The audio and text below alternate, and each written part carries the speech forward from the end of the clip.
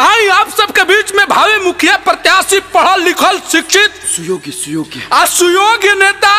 जुआ कौन बोला? जुआ नेता, गौरव वाला। आप सबके पंचायत का गौरव है ये। एक के कहाँ से उठा के ले बस रहे?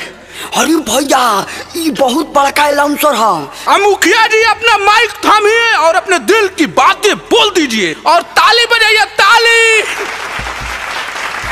ए मुखिया जी माइकवा ऑन कर ली है, ये मेरा स्टाइल है। जल्दी जल्दी बोली ना तो भीड़ भाग जाएगी। है चुप मित्रों, कॉपी मत करी। अरे पहले करके भगाओ से हाँ तेजा जुटल सब माई बहन चाची चाचा दादा दादी जितना लोग उपस्थित बा, समस्त जनता जनार्दन के आप लोग के प्यारा मुखिया अरविंद अकेला कल्लू के बार बार प्रणाम बा। रउआ लोग के आशीर्वाद और प्यार से हम फिर से मुखियाई में खड़ा भइल बनी और हमरा उम्मीद बा कि फिर से आप लोग हमरे के मुखिया बनाई लो। देखिए जौन जौन वादा कोई सब पूरा कोई कान ना दिहनी, नल जल कल शौचालय वृद्धा पेंशन गेहूं चाउर सब बंटवानी। 5 साल में कोनो दिक्कत भइल तो हम चाहतनी कि अपन कीमती वोट हमरे के रउआ लोग दी लोग और अपन घर के बेटा के मुखिया बनाई लोग कि आगे भी कोनो दिक्कत ना होखी। सब दिक्कत के लिए बड़ा माइक तो है ने। ये देखिए भुवनेश्वर से विधायक करके आई है मुखिया चांदनी सिंह जी, इस गांव का विकास करेंगी। जब चलते हैं तो लगता है कि साक्षात लक्ष्मी का आगमन हो रहा है। अब आप लोगों के गांव को स्वर्ग बनाएंगी।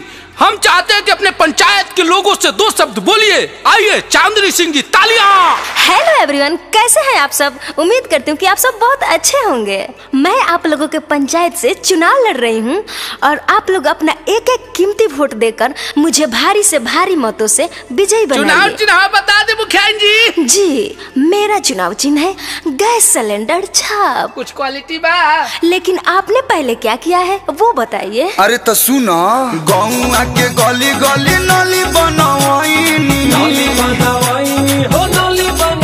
हरे घरे घरे बिजली के तार बिछावाईनी। हाजी गौआ के शहर बनहिनी की वोट मांगे ओहिनी ये भैया।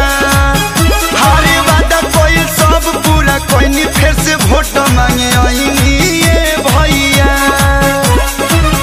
रुका सा, ये तो अभी झांकी है, पूरा फिल्म बाकी है। कुछ बोली मुखिया जी?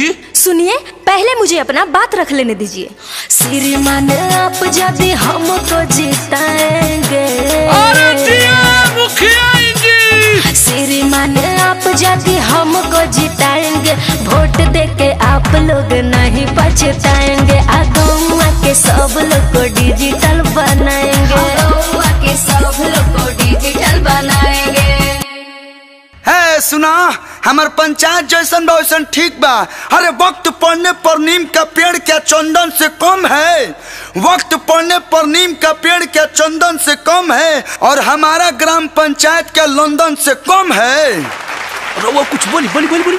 हरे हरे पत्तों को तोड़ा नहीं जाता और पढ़े लिखे लोगों को छोड़ा नहीं जाता। सारा योजना में खाए हैं कहा जी कमीशन कमीशन कमीशन, पंचायत का पूरा नहीं किए हैं का एक कमीशन हमीशन जी मिशन। सुना, आइल रहे महामारी भइल बचावे के तैयारी, बटवनी सैनिटाइजर ई भई रहे। टूटल सड़क हलवनी, सोलर लाइट लगवनी, ये करे के कहाला विकास।